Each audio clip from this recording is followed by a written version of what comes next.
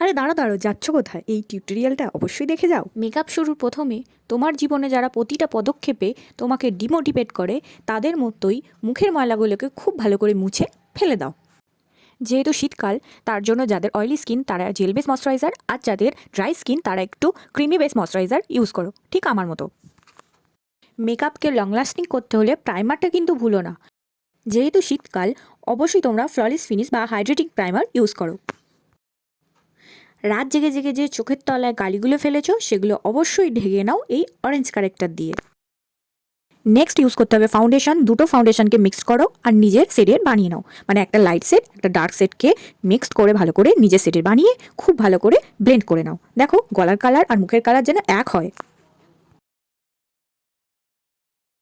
চোখের তলার আর মুখে যে জায়গাগুলো ঢোকা লাগছে সেগুলো অবশ্যই ওঠানোর জন্য এই হাইলাইটিং কনসিলার অবশ্যই ইউজ করতে হবে। জীবনে যদি কাউকে দিকে ব্লাশ করার কেউ না থাকে, অবশ্যই ভোরে ভোরে ব্লাশ লাগাও। আমি এখানে পাউডার ব্লাশ লাগাচ্ছি। বাইরের খাবার খেয়ে খেয়ে যাদের আমার মতো গাল ফুলে গেছে, তারা অবশ্যই কন্ট্রোল করতে ভুলো না।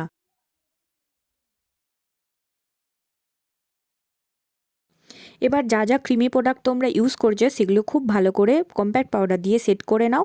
তোমরা এখানে লুজ পাউডারও ইউজ করতে পারো।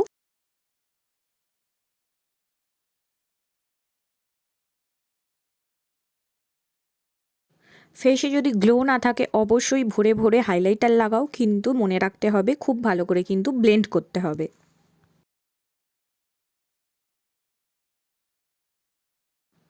পুরো বেসটাকে সেট করার জন্য আর লং লাস্টিং করার জন্য মেকআপটাকে খুব ভালো করে একটা ফিক্সার দিয়ে সেট করে নাও। এরপর আইব্রোটা ড্র করে নাও। তারপর তোমরা আই বেসের জন্য ইউজ করো যে কোনো লাইট কনসিলার। তো চলো আজকের আই মেকআপটা দেখে নাও।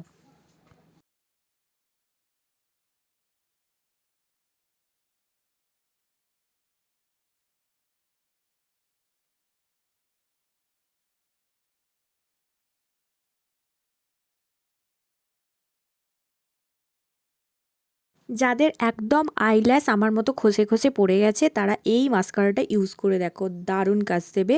যাদের নেই তাদেরও কোথা থেকে চলে আসবে, একবার ইউজ করে দেখো।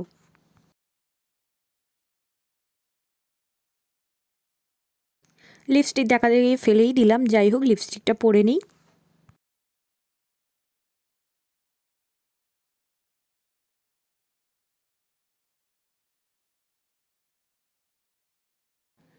তো এই হলো আজকের ফাইনাল লুক। কেমন লাগলো অবশ্যই আমাকে জানিও, আর কে কোথা থেকে দেখছো আমাকে অবশ্যই জানিও।